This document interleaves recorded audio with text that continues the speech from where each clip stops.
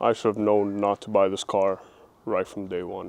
When I was test driving the car, the guy who owned it, he told me he did all the servicing himself, all the maintenance himself, everything himself, so there was no service records, but it had a stage 2 tune on it. That was fun. So what really sold me on the car was that tune. I test drove it and I really loved the car. Felt good, felt stable. He did tell me there was like a slight wobble past 160. We could have probably figured that out, right? So I bought it. I bought the car, and that's where all my problems started. First day of driving it, I took it out with my friends, and I bottomed out the car in one of the streets, and car went into limp mode. So I couldn't figure it out, took it to the mechanic shop, turned out expansion tank broke, and the radiator was doing nothing. Those were my first 2 bills. The shocks were all leaking, all 4 of them.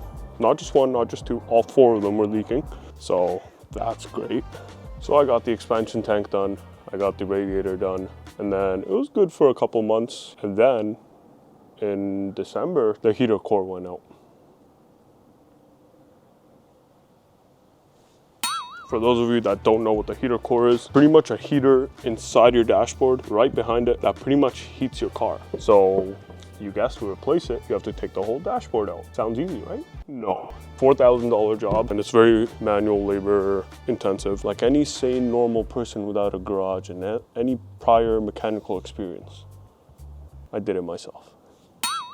It did take a long time, to be honest. It took about 4 months to do it. To be fair enough, it was snowing. I have no garage. I literally did it in this driveway. No tools prior, no mechanical experience prior. I just ripped apart the whole dash, replaced it, put it all back together, and it worked. Except I blew my clock spring. Once again, if you don't know what a clock spring is, you pretty much have no airbags without it. So I was driving without an airbag for more than a year now. I just recently got it fixed when I did my steering wheel. We'll be adding the M4 steering wheel today. So we're gonna cut it out. Woo! Very carefully reattach and make it money.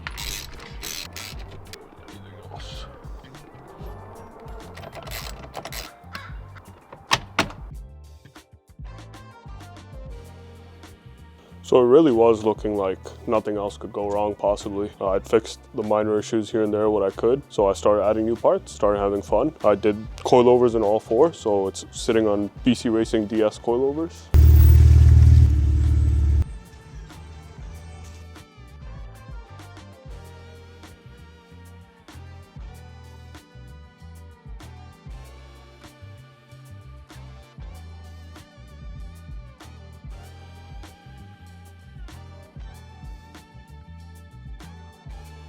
Two hours later, shock is out. I had to drop the whole control arm so the nut is fully out. I had to cut off the supports for my exhaust because they were in the way. But at least I saved myself a trip to the mechanic shop.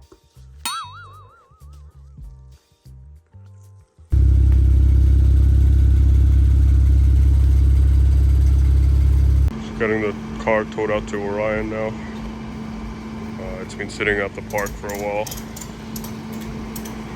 It has front M3 control arms, a massive 7.5 inch front mounted intercooler, and Apple CarPlay, because you don't get the bitches without Apple CarPlay. Come on now. What can I say? Life was good after that. 400 horsepower BMW, twin turbo, nice fun daily. Until it wasn't so fun. February of 2024, I took my car in to get an oil service. Yeah, I know you're doing the oil service yourself. Fuck off. No. I had to take it in because the oil temps were all over the place and I kind of wanted to get it checked out. Couldn't really figure out why the temps were running so high. Sometimes I'd start the car and they'd go really high and then they'd drop and then go back higher. So I didn't know what was going on. And what the mechanic told me was the last thing I expected, last thing I wanted. I had metal in my oil. If you don't know what that means, think of it as putting strawberry milk in your Alfredo chicken pasta. Same thing. The metal shouldn't be there, but it was. What it actually meant was internally my engine was degrading. It's basically broken inside and that bits of metal is mixing with the oil and eventually it would fail. For those of you that don't know, My car is an automatic. Another issue I had with the car was 4th gear and 5th gear were both missing. So if I was full throttle, shifted into 5th, it would essentially just rev out the car and not shift. So I needed to do something about that. Now what most people do when they find metal in their oil is sell the car. You don't want to deal with that, a lot of hassle. But we're not most people, are we? So now the problem was finding the engine. I live in Vancouver, Canada. Don't really have a lot of options. You know, in the States, you can find these engines everywhere. You can honestly source them pretty easily. So I did a little research and I found some guy. Not only was he selling an N54, he was also selling the manual transmission with it. So, picked them up. Mopez. Big baldy. Only 2 miles to get fit in this truck, bro. Big baldy. There's the cutie pie. Cutie pie! What's up, baby? What up? A little bit of an issue, eh? Predicaments. Fucking shove it over at you guys, I don't know. What we call a parking job, baby. Fire parking job, bro. Minions at work, bruh. Engine in the back. Bro, not everything's getting away, bro. Got a few pedals there. Go save it there. Go save it there. I can't see sure now, goddamn shit. So I got a new 6-speed for this, new N54. But what's the point of putting a new engine, not doing anything to it? Yeah. So you guessed it, boys. I got a single turbo kit. 62, 66 top mount kit from SpeedTech. Winded, not gonna lie, had to carry all this shit. First time I've seen everything together though. Got the 62, 66, big ball. A bunch of gaskets. That's a SpeedTech kit right there. Cross member, diff, transmission. Already had the ECS, like upgraded mounts on it, which is nice. This big boy. Hoping to push around 600, little 600. Now I had the issue of actually finding a mechanic who was willing to do all this. I emailed so many shops, called them, asked around so much. Practically no shop wanted to do it. They didn't want to deal with ripping that out. They didn't want to deal with putting a new one. They didn't want to deal with the manual tranny. So I posted whatever work I need to get done on a forum. Not just one forum, actually. I posted on like 50 forums. A mechanic named Garrett reached out to me. Showed me his work, told me he could do it. His price was really good compared to the other shop. So, said yes. Can't fucking believe the day is here. Everything's together. Just about to drive to the mech. Woo! Big boy. Big boy. Big boy. So pulling up to the mechanic. He lives in one of these farm shops. Told me to follow this dirt path. Oh, we got that big boy suspension, boy. Big boy. Oh, fuck. Should've gone slower. The colors of the sky right now are fire.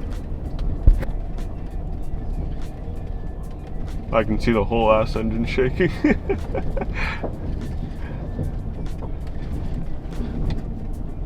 God damn.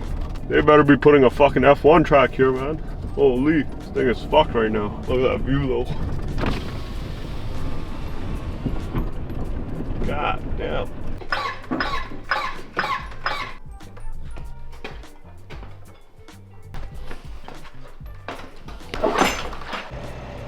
Dropped everything off. Big blue barn. Big boy did good. We'll return him tomorrow. But everything's in the shop. Ever since then, he's been working on the engine.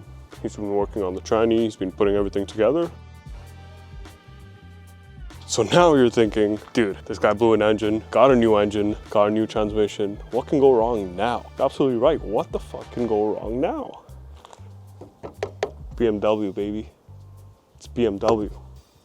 We break down all the time. So one sunny day, driving to work, one of my coolant hoses decides to let go. Boom! Whole car up in steam. Luckily, I was right outside work. I pulled into the lot, had to get the car towed home. But at the time, I actually didn't know it was a coolant hose. So eventually, I did figure out that it was just a hose. And luckily, I had an extra one with the engine I bought. So I swapped that in there for now. So after I replaced the coolant hose, I was just driving the car. Didn't really matter to me that the coolant was leaking. As long as the engine worked, then I could drive to work. Because I work like 40 minutes away. And it's such a bitch getting there by bus. I decided to just risk it. I've been driving the car for about 3-4 months now with the metal in the oil, with the leaking coolant.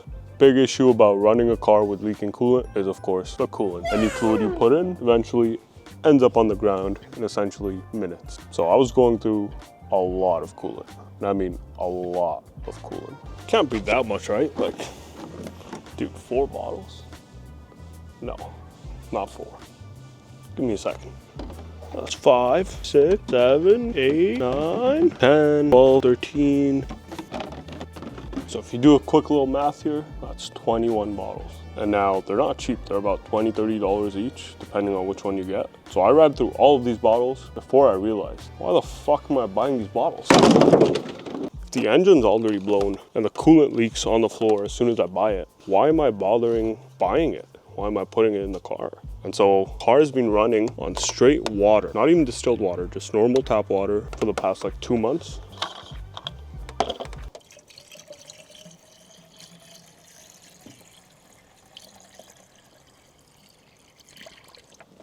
The issue I had with it was it would run out of water pretty quick anywhere I drove. So if I went to work, that was 1 bottle of 4-liter water, by the way. So 1 trip was about 4 liters of water. If I went from work to gym, that was another 4 liters. Gym to home, another 4 liters. And so I probably ran through like minimum 8 liters of water in the car per day for the last 2 months, minimum. There were days where I had to fill it 4 times, days where I had to fill it up 5 times. At least it saved me the cost of buying that coolant. And it works. Until today. Until today. July 4th, 2024. Took my car to test fit some rims I bought for it. They did not fit on the front. They fit on the back, but not on the front, so I have to get that refunded. Either way, as I was going to the shop, I got an overheating sign, and I didn't think of it too much. When I started to drive home, pretty much went into limp mode like 10 times, and it just, yeah, you've done well. It's time for you to get changed, buddy. Surprised the N54 held that long with metal in the oil, with only water running as coolant. Surprised it ran this far, but this day has come. I don't think I'll drive it any longer. It's done well for her age. It's about 240,000 now. I'd say it held up pretty well. If you know me, the car was by no means babied. Even after I found out the oil thing, it was not babied. Probably abused it every day of its life. So it's lived a long life, it's lived a good life, but let's give her a new one.